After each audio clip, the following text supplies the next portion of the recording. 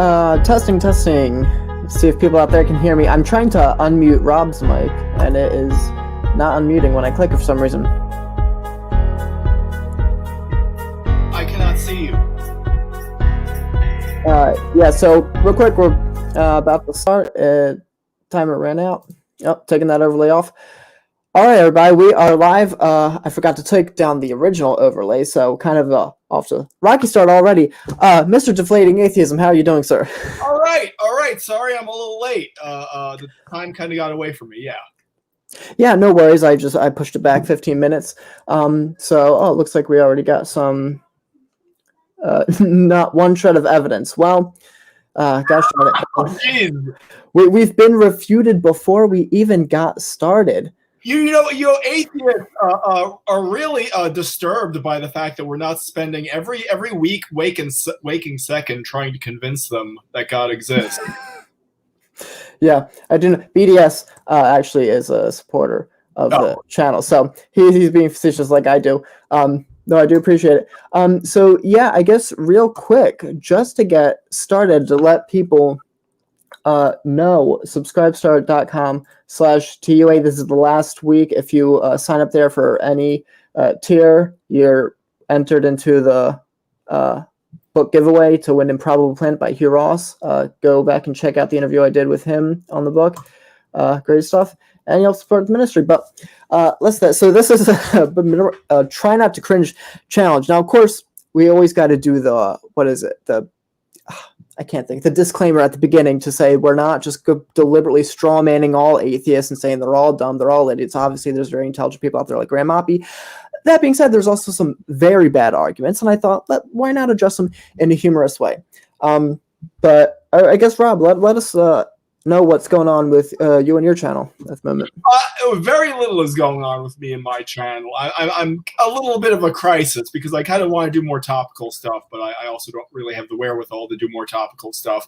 So I'm taking this season just to take walks in the woods and write music and just, calm down, basically. Yeah. Hey, that's awesome. I'm sorry for the hair because, the only people I'm trying to impress in my life nowadays are like my woodland friends or like the raccoon. So yeah.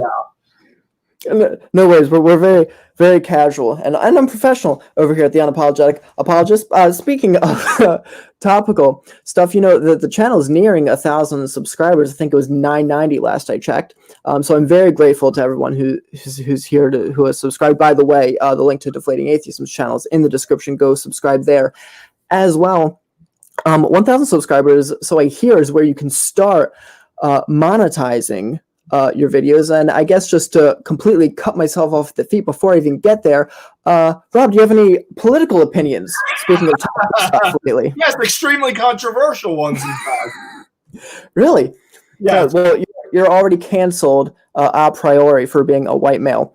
On the other hand, because I always do live streams with Wicked Felina and Robert Freed. I swear these people cannot go 5 minutes without mentioning a certain very notorious world leader from the 1930s and 40s.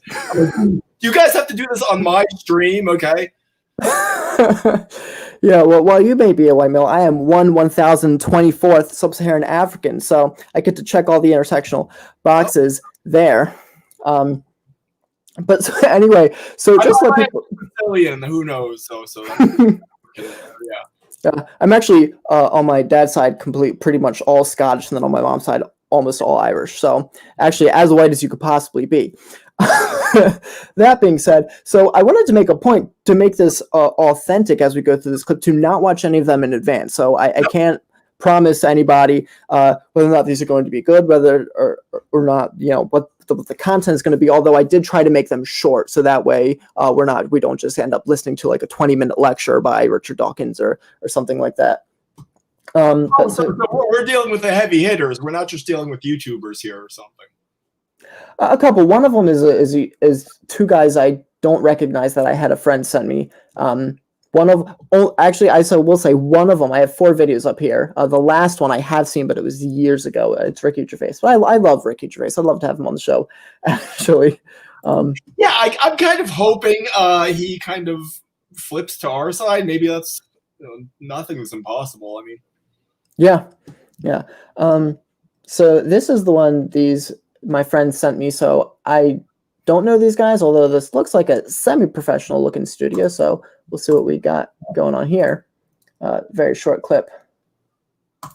So here's the deal. It's your donations that make this possible. It's the support a fire that makes for this me to possible. throw it into. And It's actually green screen. If it wasn't for you, if it wasn't for your donations and your support, we wouldn't be able to happen. do this. So thank you so much. We're going to continue to expose bad ideas and try and make it a little better, just like Jamie's improving upon his book. You can too. Please, if you would like to become a patron, go to patreon.com/talkheathen to me. That's patreon.com/talkheathen to me. You ready to? Actually, I just knocked out my my earbuds with this. All right. Well, actually, while you continue, most of the let's get just a couple more things. Yeah. Right. I was gonna say, I think I've gotten most of the genealogies. That's just for having to read them in school. Jesus Christ. In this episode, even if you're listening, you've definitely concluded that we've been sort of tearing pages out of the Bible and chucking them places. And after this, we may very well have a Bible fight. I'm all for it. There's enough people in the audience, but it's not because we hate any individual or any group. It's that these ideas in this book are bad and they tear people apart. And there's absolutely no good reason to believe that any of the claims in it are true. And family that are religious, one of my oldest friends believes specific things in this. Perhaps my oldest friend believes in a lot of magic and spells and woo. In fact, actually, even now, it's probably Spells are condemned by the Bible, by the way. Close to 50% of people that have made an impact in my life that believe this, and recognizing that there's no good reason to believe any of the things in this book or the Quran or any of these other ridiculous Notice you're not burning that one. has made me appreciate humanity more. I love you more now that I don't believe any of this heinous crap. And I hope that one day you'll see that too. And that's why at the end of our show, we always say, for non-believers, there's a community for you. And for those of you that do believe, I don't hate you. Wait, hey, I'm doing a thing. I love you. Oh, all. but I do the love rings. Yeah, do the love rings, right? Love what about the rings. people on the other side of the wall? We want to thank them. Love rings. I can't hear you. Did you mute yourself? Your mic is muted. I said I don't condemn you. I'm just going to be incredibly condescending. Right. I'm sorry, I didn't mean to interrupt. No, don't interrupt. In fact, you don't have to mute your mic at all. I mean, if as you saw, I kind of just outbursted a few sentences during the clips there, and you're more than welcome to do the same. That was disgusting. That wasn't even like so much cringy. It's just disgusting. What I will say, this actually jumped out at me. I like the guy's suit. He had a three-piece suit that seemed very well fitted, so he could very well be the best dressed atheist I've ever seen.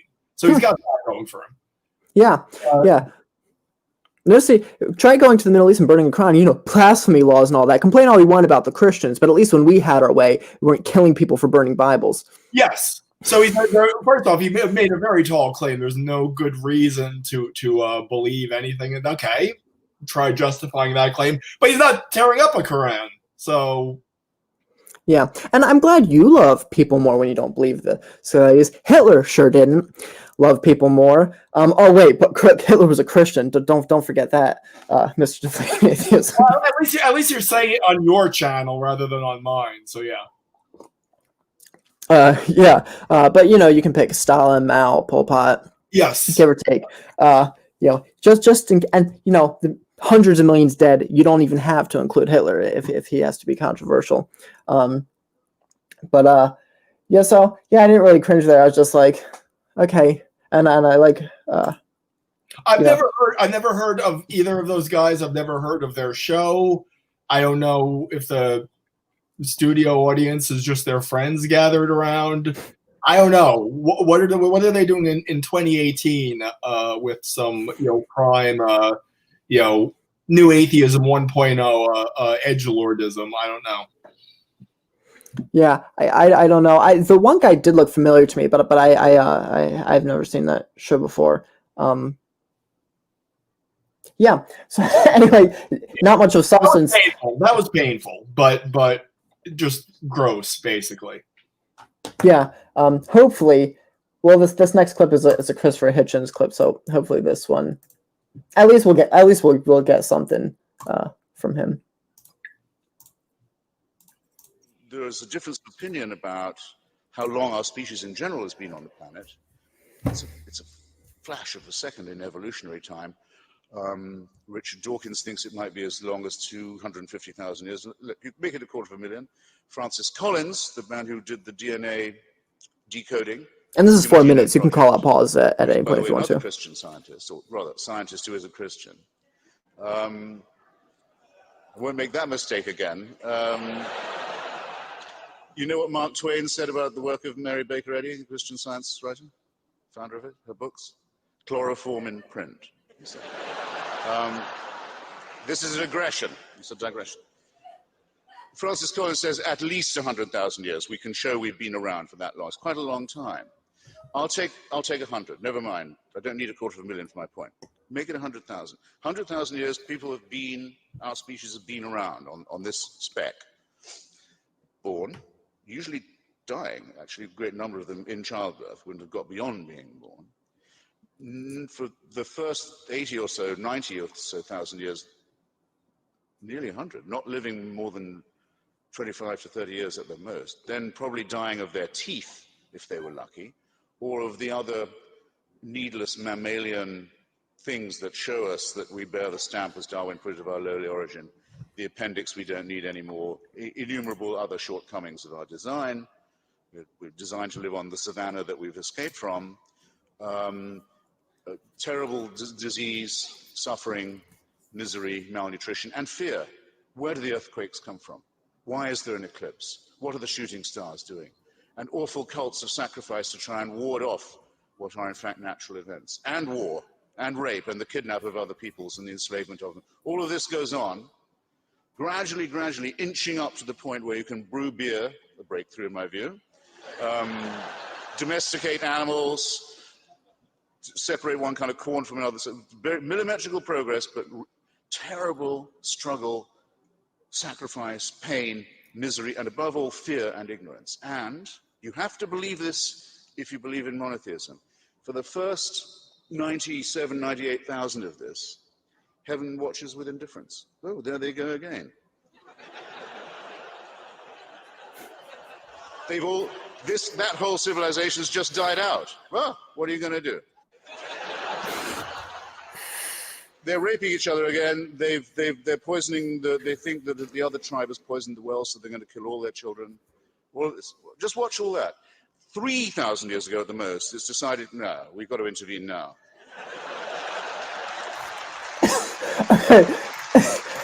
I'll give it to him. It's funny. I like that he thinks that we've actually all those things aren't still happening in the world, you know. Right. I mean, I'll give it to him. He genuinely made me laugh. But like, I don't know. I mean, depending on your view of Genesis, you know, if you take day age theory, where you know, I think I'd probably line up a lot with you, Ross, on that. But it's like no, God was involved in human affairs. Like he was warning the Canaanites while they were burning their children alive, and then eventually judged them. You know, but it does make for a good laugh. You're like, well, there they go again. Yeah, well, according to the scripture, and there's no reason even otherwise to believe that God was not revealing Himself in some way. So that premise is kind of shaky right there. But he is going towards a point here. And okay. So I don't want to cut it off right here because he fair enough. Point. You have to believe it. You have to believe it, and the revelation must be personal, must appear. So we'll pick the most backward, the most barbaric, the most illiterate, the most superstitious, and the most savage people we can find in the most stony area of the world. We won't appear to the Chinese, who can already read.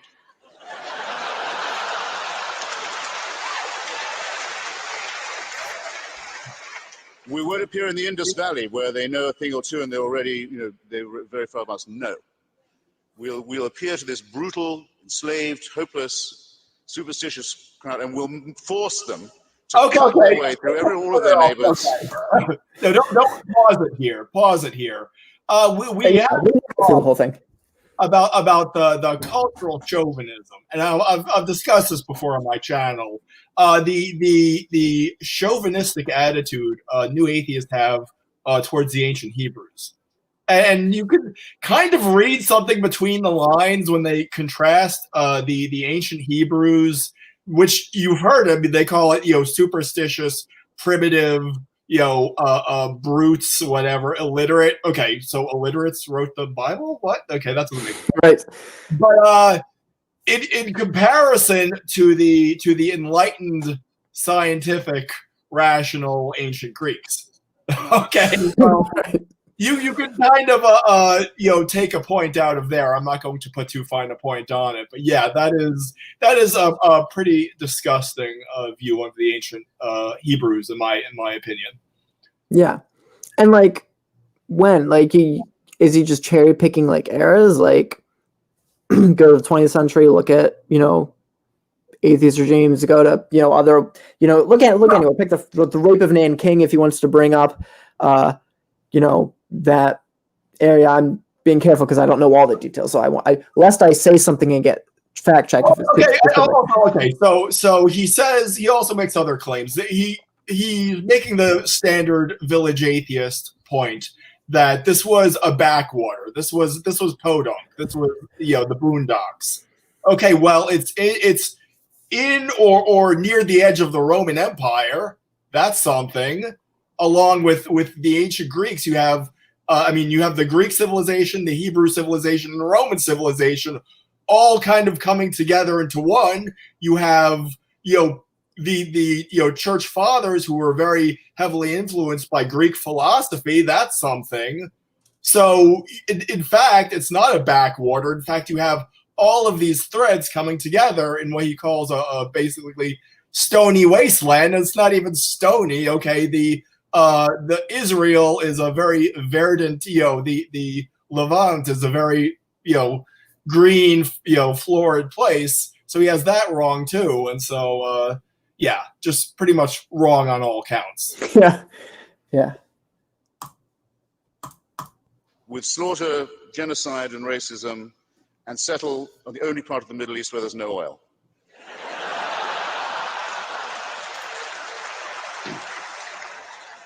And all subsequent revelations occur in the same district. And without this, we wouldn't know right from wrong. Considering that God had to warn even the Israelites not to kill their children, they still did it. Yeah, I'm okay with that statement. Okay. Well, if that's where the clip ends, I thought he was going to. First off, that looked like a stand-up comedy act more than he was right for a serious point. But in the clip I saw a long time ago, and William Lane Craig actually responded to it. He actually made a point that we had gone all that way until Jesus Christ came along, and so everyone else before then was just not deserving of Jesus Christ. And William Lane Craig made the point that there's actually, for all that prehistory, it's only half of the humans who've ever lived. The other half have been AD. So for all that prehistory, it's not actually a tremendous disproportion of human beings who lived in what he said was the ignorance and superstition and misery. Yeah. And then, of course, as Christians, we make the point that Christ's sacrifice applied even to the people who lived prior to him. Genesis 15:6, I think it is, it says Abraham believed, and it was accounted as righteousness to him. Even in the Old Testament, it wasn't works that counted as righteousness. It was their belief in the promise God made to him. Yes. So there's another point he made, and it just escaped my mind. So, unless you have anything to add, I can try bringing the next clip here. I got another point too. But there's kind of a general point out he threw so much stuff at the wall there. First off, he talked about the appendix, and we're finding out that a lot of those vestigial organs aren't as useless as we thought. We're finding out that junk DNA isn't really junk DNA. So a whole lot of the premises of his entire spiel there are kind of coming undone.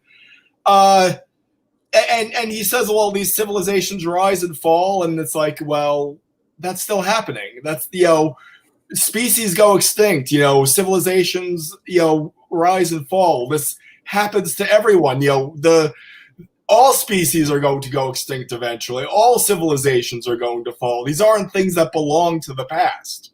And so I think part of Christianity is kind of grappling with these problems, because death and suffering are woven into the fabric of Christianity, and it tackles these issues. Yeah. Yeah, and his point, he seemed to be saying it just kind of as an insult, where it was like, and we're supposed to believe that all this revelation continued to happen, within the same district. It's like, well, yeah, God was working specifically through a certain people to bring the Messiah through their bloodline, but then guess what? After Jesus, the ethic was universalized, and it actually wasn't excluded just to the tribe. Even in the Old Testament, there were rules about bringing other people from other tribes. They just had to recognize the practices of the Israelites and believe in the Hebrew God. And to his point, listen, atheists can get as mad at me as they want to for this. This is what we discussed this in the last time I had you on with Braxton Hunter. People say, well, without religion, we wouldn't know right from wrong. And he said, we're supposed to believe we wouldn't know difference between good and evil without this revelation.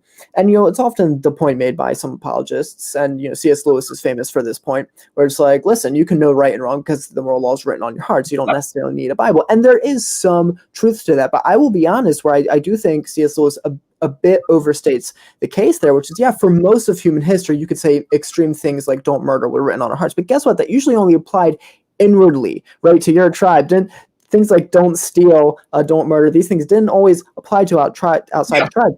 And then things like forgiveness and mercy, these were not seen as virtues, they were seen as weaknesses. The ideas like mercy and forgiveness being a virtue, that is unique to modern Christendom. So yes, you do need revelation to tell you certain things are right and wrong, and I'm not apologetic for saying that. Yes. But let's see. By the way, can you get us in both in kind of portrait mode here, because I think we're kind of small. Yeah, thanks. Yeah, sorry. That's the one it automatically goes to when a clip is X and I forget to check it. Hold on. Somebody had I like this. Bronze Age goat herders. Yeah. But to quote Dinesh D'Souza, one of my favorite guys, I think much like Ted Kennedy's underpants, Christopher Hitchens' arguments are a bit stretched there. But let's go on this one. On this one, 6 minutes, which is a little bit longer, but it's Michael Shermer. As much as I do genuinely love Michael Shermer as a person, I'd love to have him on the show, but he can be cringeworthy sometimes, so this might be a good challenge for us. God, not vice versa. Michael, you're an atheist. Many of your best friends are atheists. You debate with people who believe in God. What are atheism's best arguments? The atheists who take a philosophical perspective use a different set of arguments than I would. They have has to do with the first cause and the prime mover, and they debunk all those. They sort of leave the theist arguments without any substance. Ergo, there is no God. The approach I take is more positive, actually, in the sense of there's actually positive arguments against the idea that there is a God, which is anthropological, psychological, sociological studies of religion. And so the fact that where you happen to be born tells us which God you believe in and which religion you adhere to. And the fact that there's 10,000 different religions around the world, at least, if not more, and thousands of different gods. That's a strong indication that we created God, not vice versa. The counter argument is that all of those different religions have a core concept of a supernatural agent of some kind, and that culturally that core concept is then expressed in different ways. And the very diversity and ubiquity was across the earth in every society that you're using against God would be used as a proof that there is a God, or some sort of a supernatural force that exists. Yeah, you're absolutely right. That is the argument that they make. And my counter to that is actually, no, we can look inside the brain and at evolutionary theory to explain why even that concept is constructed by humans and not vice versa. You can do tell. We made gods and God did not make us. Because, for example, if you stimulate certain parts of the temporal lobe, people will experience floating out of their body. They'll experience a sense presence. There's an invisible being in the room with me right now. I can just sense him here. And you can just poke around there and do brain stimulation. You can do it with like electromagnetic fields. You can do it through sleep deprivation, through hunger and starvation. And so playing the role of a theist, I'd say, well, of course there's that. If God's going to have a relationship with people, there has to be a way that God can direct evolution so that people will have a way to communicate. Do we have... It's not a miracle that I see. I have to have eyes to see. So if I'm going to have a relationship with God, there has to be a part of my brain to do that. Good argument. And that is the argument that they make. So, and then I come back and say, okay, but if God did it that way, why is it that somebody born in India doesn't believe in your God at all? He believes in Ganesha, the blue elephant god. But why would God have done it that way? Okay, I'm going to pause it here only because I'm going to lose track and forget to some of the times to make it respond. Yeah. But right there, he just dodged the point completely. But I'll let you go first.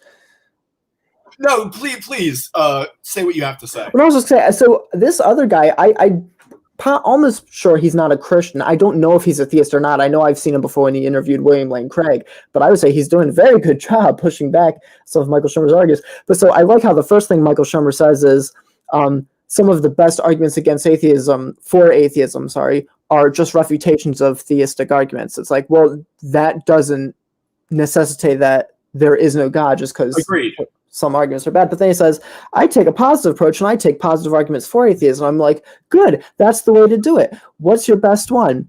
Well, many people, if it depends on where you're born. Yeah. Really? Like, really? And yeah, I agree with this guy. Like, you have to have a capacity in your brain. Like, you can do things in the brain to make you see different objects. Like, maybe you could make somebody see a guitar that's not really there, or hallucinate, I don't know, a coffee cup. Are we supposed to conclude those things don't exist?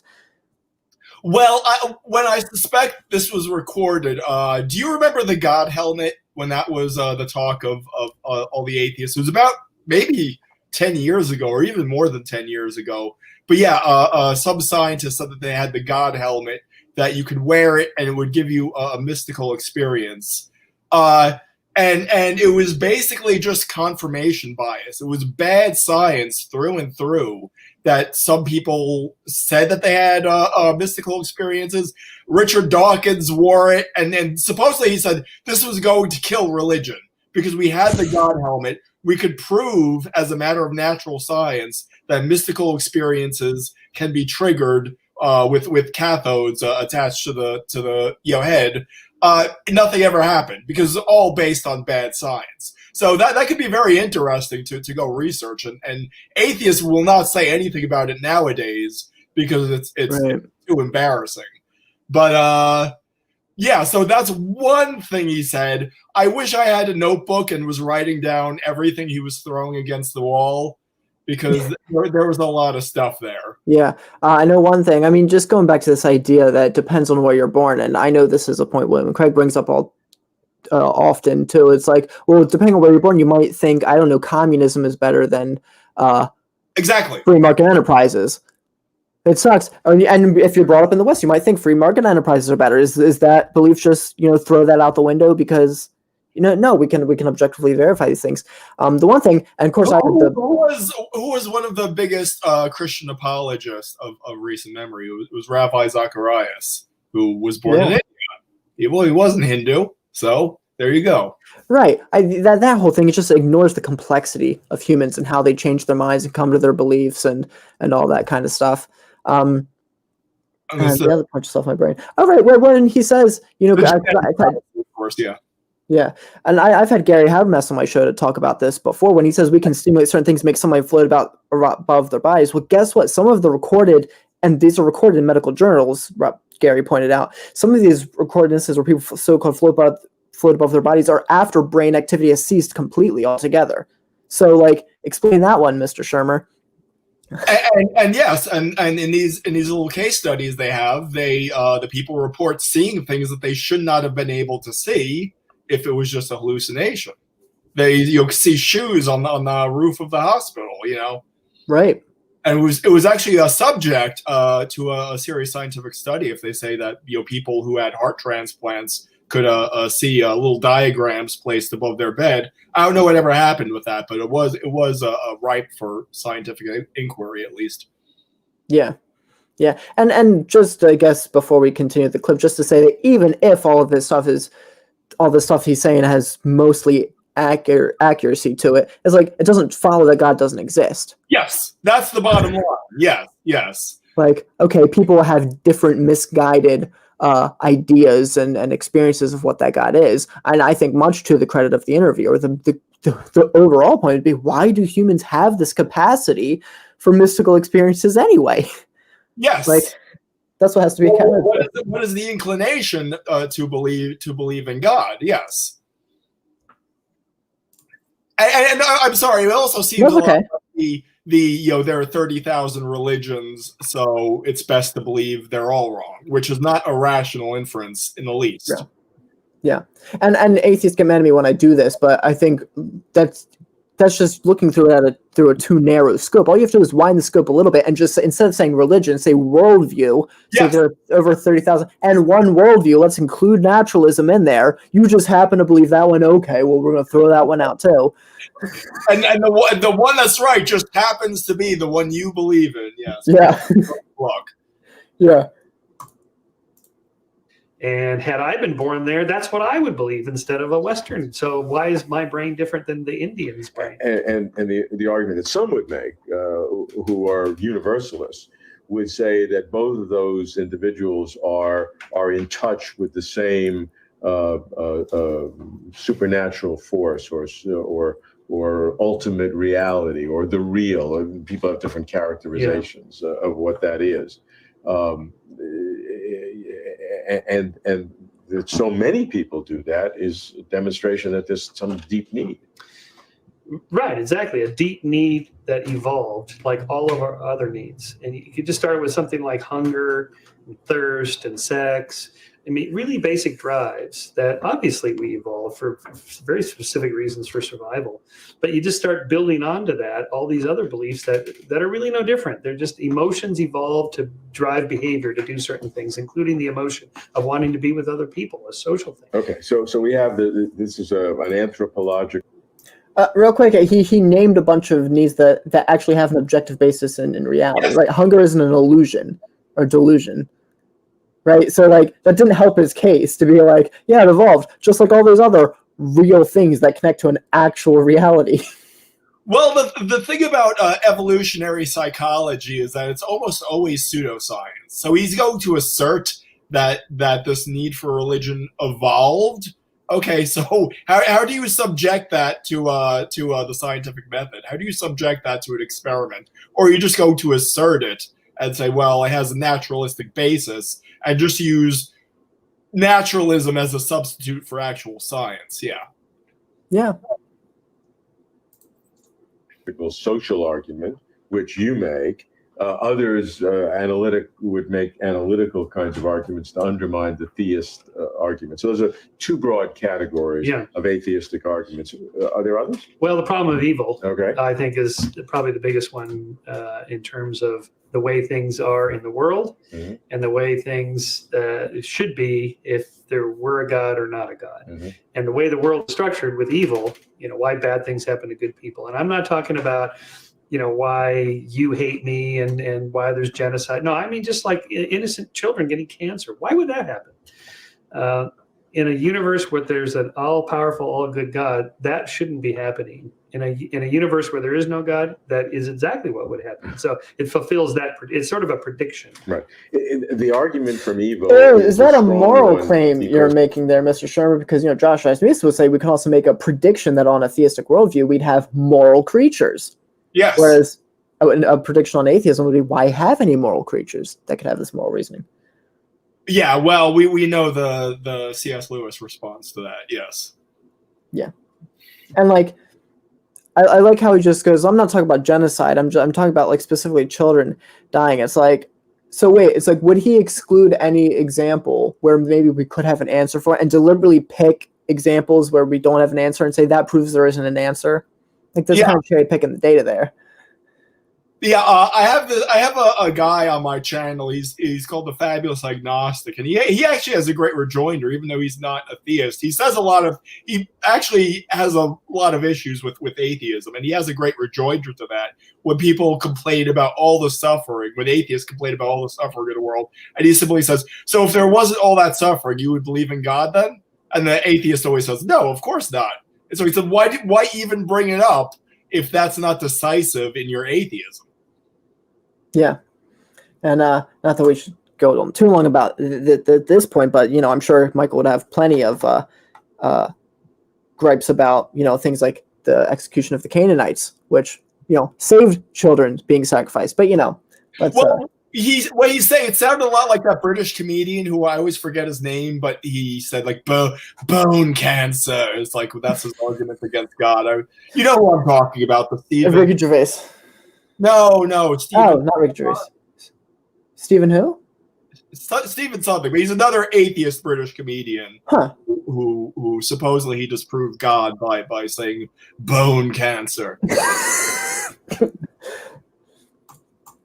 It leads directly, without a lot of complicated arguments, to the fact that the universe has no God. To explain it with a God, you have to go through some complex thinking, and theists have a lot of those. They do. And there are dozens of explanations for the problem of evil, but they're complicated. They take books. That's right. I know. You had one statement that therefore there's no God. Right. To go the other way. So, well, it doesn't follow. That's the first thing. Is his explanation might be simpler, but it's simply a non sequitur. It doesn't follow. But also, think about things like the fine tuning argument. We have a simple explanation. There's an intelligent mind that designed the universe. How complicated are the theories that try to get around that?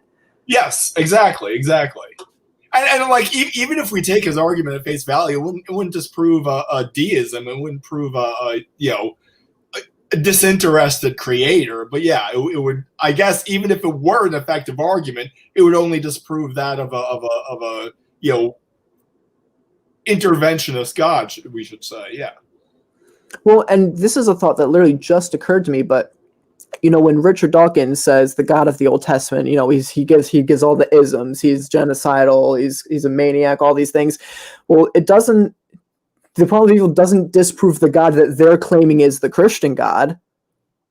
Ironically, it's like, well, if the Christian God is who you claim he is, then your own arguments don't disprove him. He could be the one that exists, and then you're double screwed. Yeah. So. Now, so that's three. Would you say those are the three core kind of approaches for atheists? Are there any others? The cosmological arguments that are still a little iffy because we don't know enough now. But the idea that universes can pop into existence out of nothing, out of the quantum foam fluctuations, because nothing is actually not nothing, but it's quantum physics and so forth. At the Planck scale, nothing is actually teeming with energy and things pop in and out of existence. Maybe that's where universes come from.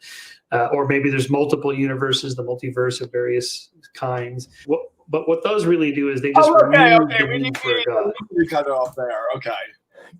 Yeah, okay. Sorry, go ahead. Okay. Look, even if you think God is a magic sky wizard, I will grant you that premise. Let's say I will grant you your premise that Christians believe God is a magic sky wizard. That is still a more rational belief than what he just said.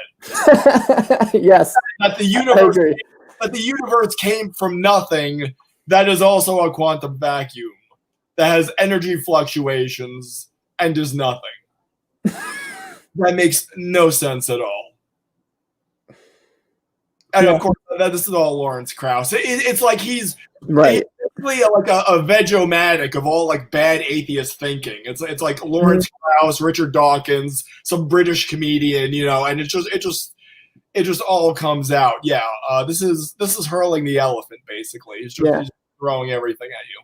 Yeah, and I'm torn because here's the thing, like Michael Shermer as a person, like he seems like a super nice person. I could be best friends with the guy, and unfortunately he's also kind of just like a famous singular example of the internet atheist types who just take all of like the worst straw man objections and just collect them and then just sling them all out there.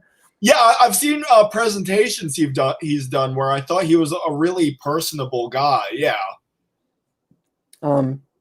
So this is a longer clip. Is there more to that? Because I mean, we didn't address half the stuff he was saying, but is there more to the end of that clip? There's like a few seconds left. Okay. So we won't go through this entire thing because it's 10 minutes, and obviously we won't go through the whole thing. But I do want to just click on it and see what's in it, because it says Richard Dawkins, quote, "Somebody as intelligent as Jesus would have been an atheist." So I can't help myself. He's an evolutionary biologist turned celebrity atheist. He's sold millions of books since he published The Selfish Gene in 1976, and his last big hit was The God Delusion, which came out. Thing that grips the mind in the same way as a conventional virus grips the body, in that it takes control, and it does so the better to propagate itself. But in choosing words like that, talk about religion. On occasion I've read that you've said you despise organized religion or religious belief, actually. They're very emotive terms for someone from an academic background. Are you doing that because you feel it's in the interests of the cause that you're pursuing, that debate is quite highly charged? I wonder if they're as emotive as you think they are. I suspect that because we've all been brought up with this sort of culture of respecting religion, that anything comparatively mild sounds more outspoken than it really is. I mean, do you really despise religious belief? I despise people who believe something without evidence and then go out and take action which damages other people. Yes. So I despise people whose belief in religion is so firm and so that they actually think it justifies killing people. And there are, of course, many people like that. But your average devout worshipper who's sitting in a pew of a Sunday morning, you don't despise them. No, of course I don't. No. What are your feelings towards them? Not to get too political here, but we could talk about people on the left who believe certain narratives without evidence, and they go out rioting and looting and killing people. By the way, we are not fans of Christians who go out killing people either. I'm not sure if that's clear. Yeah. Now that you say it, maybe I shouldn't have been, kind of tweeting. We need a Christian version of 9/11 to happen soon. You're hitting all the buttons. You're not getting monetized for this video. No, that's a joke, people. Not to state the obvious, if a Christian goes killing, first off, Richard Dawkins made the claim that it's based on zero evidence. Of course, he can't defend that view even in principle. Secondly, if a Christian goes killing people because they do so in spite of Christianity, not because of Christianity. Mm-hmm. So, yeah. Whereas an atheist has no such prohibitions. Yeah, exactly. I mean, look, that's true for both sides. But here's the thing, I think there's this famous quote. I think I've heard Christopher Hitchens say it several times. I know many other atheists have said it, where it's like, without religion, good people do good things, bad people do bad things, but only with something like religion could otherwise good people do bad things. And I want to actually state that last part of the verse is like, no, only with something like Christianity in particular could otherwise bad people do good things. So what about the people who, there's no shortage of examples of murderers who have went into prisons and then gotten saved and completely transformed their lives. So it's not just people taking religion and then doing bad things, but people taking religion and becoming better people for it. Yeah, well, there's so many problems with that Christopher Hitchens quote. I pretty much needed to dedicate a video to it. It's basically like assuming your own conclusion and no true Scotsman, and just every bad thought put together. But by the way, I actually have a rejoinder to that. Okay. People who claim that religion is anti-science. I'm like, so tell me what scientific discovery a Christian scientist wouldn't be able to make that an atheist scientist would. So you're just turning it around on them, but yeah. Yeah, that's a great point. Well, I mean, they're harmless, especially Church of England. I mean, they're harmless. I don't have strong feelings one way or the other. No, of course I don't despise them. Here's the thing. I am an agnostic. I have thought about the tenets, certainly, of Christian belief. And as far as believing in God is concerned, sort of found them wanting, or myself unable to be convinced. But I still think I can't possibly know whether God exists or not anymore. I mean, am I being sort of, what's the word? Oh, weak-willed, guilty of not having the courage of my convictions? No, I mean, I'm an agnostic too in that sense. In the God Delusion, I made a 7-point scale. 1 was total conviction that there is a God, and 7 is total conviction that there isn't. And I put myself as a 6. Okay, so that's kind of agnostic, but veering towards atheist. And I would be a 6 with respect to fairies and pixies and werewolves. Okay, I love. He's saying this as if he's introduced some like serious advanced science into the world of faith. I've invented a 7-point scale. It's like, wow, this is intense stuff, Dr. Dick. Wow. Yes. It's like galaxy brain stuff here, yeah. Yeah. And I don't know, like, even when you say I'm not totally convinced of things like cosmological argument, fine-tuning argument, or argument for mathematics. You can go down the list, ontological arguments. Like, I don't think fairies are in the same category here, people. Like, yeah. That's the sleight of hand they like to play. Well, I don't believe in Santa Claus either, or the Easter Bunny. It's just this way of trying to make God comparable to all this other thing, isn't it? By the same token, they would never say that they merely lack a belief in Santa Claus. Right. Yeah. Yes, exactly. But by the way, I also thought it was funny when he says that he doesn't have strong feelings about the Church of England. It's like saying I don't have strong feelings about like lukewarm oatmeal. Yeah. So sorry about that. Don't be. But there are people who will say because they're agnostic, that puts them absolutely right in the middle. The probability of there being a God and there not being a God is exactly 50-50. And that, I think, is the wrong sort of agnostic to be, because I think you can sort of put a probability figure on it. You can say, well, I think a God is very unlikely, but I can't actually disprove it. So I'm not a 7, I'm a 6.5 or something like that. And that's where I would put myself. What about the fact that religion, in terms of its institutional influence, persists? How much does that irritate you? Or it's weird that those countries that have sort of the trappings of theocracy remaining, like Britain, because we have bishops in the House of Lords, and we have lots and lots of faith schools, and we have the Queen is the head of the Church of England. It's an odd thing that those countries, like Britain, like the Scandinavian countries, which have an established church, seem to be the least religious. And a country like America, which has written into its constitution the separation between church and state, wall of separation, as Jefferson called it, is one of the most religious countries, the most religious country in the Western world.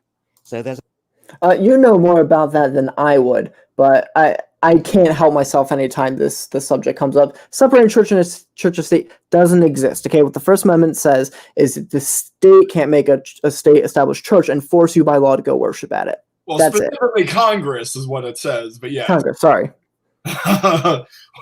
Well, yeah, actually, it's an interesting point, though, that yes, I mean, we do have a prohibition against creating a state church, whereas the Northern European countries did at one point have did in the past, as in the case of like Sweden, and still do in the case of England, and those are the less religious countries, and that is a valid point, and it is interesting. And what I've heard is that basically in America it's like a free market of religion.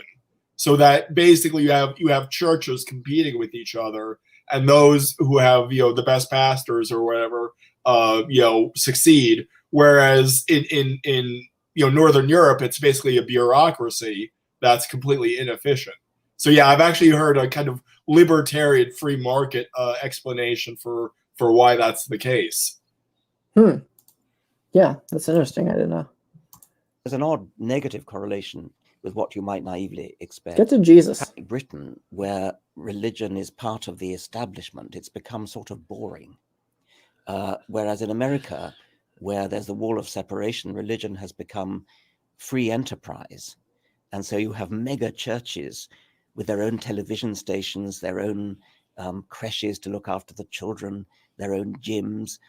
They become huge commercial enterprises, tax-free, by the way, which helps, with the televangelists having private Lear jets to jet around in. And hey, Richard Dawkins, is your the Richard Dawkins Society for Science and Reason, is that not a 501c3 nonprofit organization? Right. Just throwing it out there. There are a lot of atheist nonprofits that use the exact same tax exemption as every church in America. So yes. Oh, somebody's watching who said he was going to be asleep because he lives in Britain and he was messaging me. Sorry, I didn't mean to get distracted by that. He has stuff to say. Put in the comments and I'll be able to put it up on the screen. Posh cars and things. It's not tea and biscuits. It's a very, very big business, religion in America, whereas in Britain, it's become... to politics. The state has to act. Perhaps things have to be legislated for. And yet, I mean, there was a hell of a fuss when Ed Miliband recently said he was an atheist. There's a sort of, it goes back to what you said before, I think, about not offending religious sensibilities. Yes. There's a sort of twitchiness about religion. I think that's still. True. Yeah, I think that is And then true. I suppose my question, given the amount of energy you expend on this issue, how are you aiming to get over that? Because it does stand in the way Yes. of society achieving the sort of shape that someone like you would like it to achieve. Yes. And my colleague Dan Dennett coined the phrase belief in belief. Lots and lots of people are not religious themselves, but they've got a vague idea it's a good thing that other people are. It's very patronizing and condescending, by the way. It's sort of the attitude, well, you and I, of course, are too intelligent to be religious, but the common people need it. And there are a lot of people who actually think that. A lot of people think that we need religion in order to be moral. There are a lot of people who think that if you took religion... Hey, guess what, Richard Dawkins? You need it too. You just take it for granted because you were raised in a westernized culture that was built on Judeo-Christian values. And so it's funny, he's saying, oh, we don't need it because we're too intelligent. It's like, no, everybody does. Well, no, that's the way I heard it at first, and then I realized he was actually characterizing the believe in belief people. So, yeah. Okay. So I would say that, yeah, Richard Dawkins is definitely very condescending, but when he said that, he was actually describing the people who say, well, religion is good for society. I see. I don't believe it. But yeah, I don't like those people either. And I think for parents who aren't religious, who raise their children that way anyway, I don't think it's that good. It's probably better than raising them in a completely godless upbringing. But like if parents have no respect for Christianity but make their kids go to church anyway, I think their kids are probably going to fall away when they hit 13 or so. Yeah. I'm still waiting for him to say the thing about Jesus. That's why I clicked on this video. Way people would start, rushing around, smashing shop windows and robbing and raping and things like that. No evidence. Oh, well, we see that. It's already happening. Quick, yeah. I don't know when this video is taped, but very timely that we play it now, because that is exactly what happens when you strip an entire community of purpose, and then feed them a false narrative and give them something to band together behind. Absolutely none. So I think one important thing we've got to do is to prize apart religion from morality. It's absolute nonsense to say that you need religion in order to be moral. And so I think that would be one major step we could take. You don't need to send your child to a faith school in order to instill in that child a sense of morality, a sense of good citizenship. But you do need the religion to build the morals into the culture for you to then teach your kid the virtues, but say we don't need the religion. It's like, no, that's not how it works. For whatever reason, even in a secular country like this, we have arrived at a point where there's a sort of latent belief within the popular consciousness that to be scientific is to somehow be sort of desiccated and dry and to miss out on the magic and mystery of one's experiences and the world and so on. You dispute that, right? So not only dispute it, I mean, it's just the exact opposite of the truth. Science is wonderful. Science is amazing. The fact that you could understand why you exist, who could not be turned on, who could not be excited by that? Who would ever want to live in a world where you live your life, you go to work, You go to the office, whatever it is, you go to the football match, and this goes on year after year, and then you die. And you don't have any understanding of why you were there in the first place. That's desiccated, that's dry. What is not dry and desiccated is coming into the world, as it were, awakening in the world, and awakening in the fullest sense of seeing the universe, seeing the stars, seeing down a microscope, seeing what's inside every single cell, seeing what's inside the brain, and marveling at this wonderful gift of life that we have, albeit temporarily, marveling at this gift of understanding why we exist and rejoicing in it for as long as we do exist. Well, darn it, he never got to the Jesus part, which was the title of the video. But well, it's funny because I thought Christopher Hitchens was going to get to a Jesus point, that Jesus part that he never got to either. So we're both remembering the longer clips. But yeah, you could say what you have to say. Well, no, I was just gonna say. I mean, that's just pardon my French here. Ass backwards, the way he's describing the two worldviews. It's like, no, we who believe God did create the things and created all the wonders of the universe down to the cell that we can study and appreciate and see all these things. Whereas, on the atheist worldview, you might say, oh, well, it's just dry. You just go to your football game, you do this, and you die. Well, that is what they say all the time. They say you can make your own purpose. Maybe your purpose is to go to as many football games or be a famous football player and make money. Like, he just described the worldviews backwards. Yeah, well, in fairness to him, that whole last question and answer was not specific to religion or atheism. He was not saying, well, you have to be an atheist to believe this. So I'll say that in fairness. That was not his point. He was just saying, science is an added value to our lives, and I could agree with that. I don't necessarily have a problem with that. What I think it's kind of funny is that he's so discomfited by the notion of going to work and go to a football match and then dying without understanding science. Okay, so we then much better than that is to go to work and go to a football match and maybe understand something about science and then just die anyway, and just all that memory, all that knowledge is wiped out. So doesn't seem like that huge of an improvement, but yeah, everyone. Yeah. Well, I might have misunderstood the question. And of course, because I was skipping chunks of it, but I thought the question was something in like the complaint of religious people that if you take God out of the picture, it strips the mystery and things out of life. And then Richard Dawkins saying, well, on our worldview, you have science, you don't need God. So I was kind of thought that. When you listen to the question that the interviewer asked, he didn't say anything about religious people. Okay. At all. That's the thing. Yeah. Well, I'm guilty of being too quick to pull the trigger there on poor Richard Dawkins. So.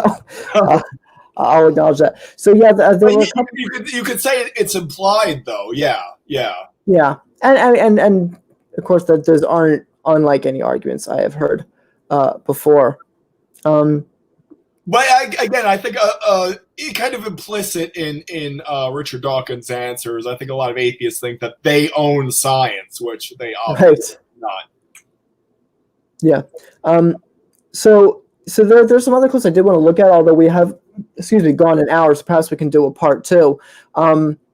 So I guess real quick before I give my spiel, is there anything you think the viewers should be looking out for? I know you said you're kind of taking it easy, but that you were also kind of thinking about doing more contemporary commentary on things, on current issues. Oh, I'm sorry, what was that? Well, I know you said you're more kind of taking it easy right now, but I didn't know if there was anything that was coming up you wanted to let people know to look out for. No, there's okay, no worries. I'm sorry. No, don't worry about it. Just so, so for this channel, if you're new to this channel, click subscribe, click the notification bell, because subscriptions don't mean a whole lot, especially after this live stream. I've really certainly not given the YouTube algorithm much to work with in terms of getting myself more popular. I want to say for both the Unapologetic Apologists and myself, check to see if you're still subscribed, because YouTube is unsubscribing people like crazy. Yeah, that's happened on my channel a couple times. So yeah, check to see if you're still subscribed to this channel. But yeah, if you do want to support this ministry, subscribestar.com/TUA. I don't support the Patreon platform because they're known for banning conservatives. That was a big thing. So like Jordan Peterson left and Dave Rubin left. So I don't support the platform. And if you sign up this week for any tier, you you will be entered to win the book giveaway Improbable Planet, Dr. Hugh Ross. Deflating Atheism, thank you so much for being here, brother, and we'll do a part 2 sometime. And yeah, God bless, man. Thank you so much.